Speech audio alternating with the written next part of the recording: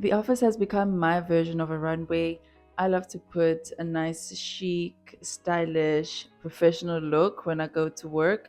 So, these are some of my tips on how to keep it cute, classy, but professional when you're dressing up for the office. My name is Batle Dlamini and welcome to my channel. If you're new to the channel, you're so very welcome. And if you're a returning subscriber, thanks so much for coming back.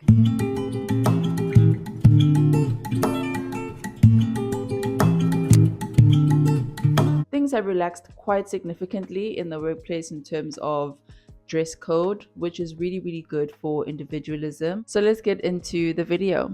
So first, let's talk about appropriate necklines.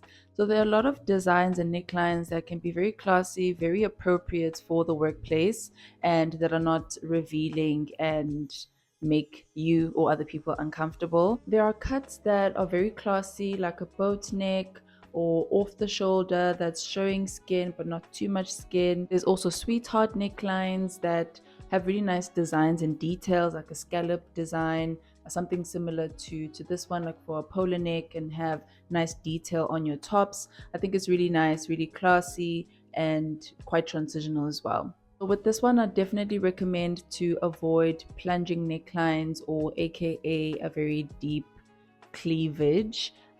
Like I said, it might make you uncomfortable having to pull your clothes, trying to avoid things that you're trying to pull down or pull up, because now you're getting eyes.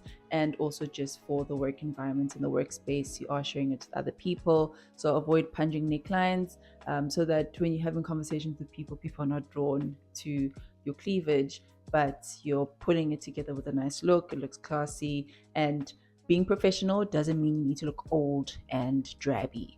There are nice designs, like I said, cute necklines that can accentuate your upper shoulder area without showing everything.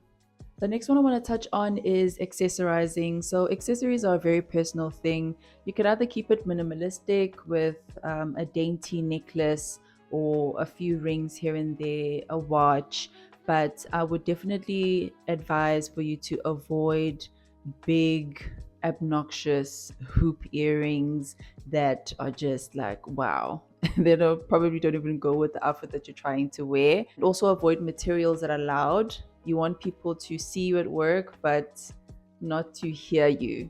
So avoid those types of distracting type of jewelry. And I'll keep going back to the point that you are sharing space with other people. So you have to This be nice. have to accommodate other people and think for other people as well when you're going into the workplace. Now let's talk about shoes. I'm not a shoe girl. I'm mostly just like a clothes and accessories or bags type of girl.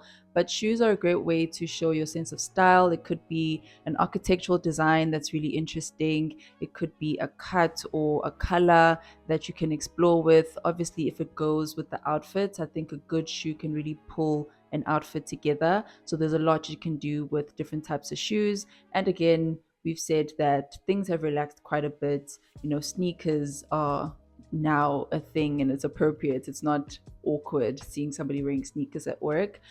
So it is something that you can explore. But let's talk about heels specifically here, and the height of the heels. Try to keep the heels to a length that you can walk in comfortably.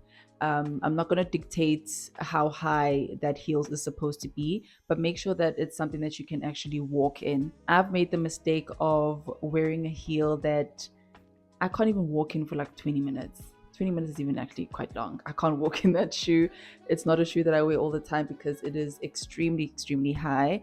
And trust me, I will not be doing that again. It is not advisable because you do a lot of walking, moving between offices, or having to go grab lunch. And you don't want to be walking with your knees bent and looking like, what were you doing? Did you not think this one through? So let's consider that. But yeah, definitely, if you are able to walk in high heels, go for it. But just make sure that you're comfortable and we're not feeling bad for you when we see you walk.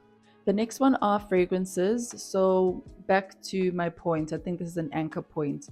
We're sharing space with a lot of people, so try and pick scents that, one, work for the season, but two, are not going to be distracting or too pungent that it starts creating a distraction in the office, and people can't even focus because your fragrance is taking over the whole floor. There are a lot of great fragrances. If you go into the different stores, they can advise you that in this season, try to lean into these types of scents or the strength of the scent, and lean into this in this different season. So that is just my point. I'm not going to tell you what fragrances to use, but just be considerate of the people around you.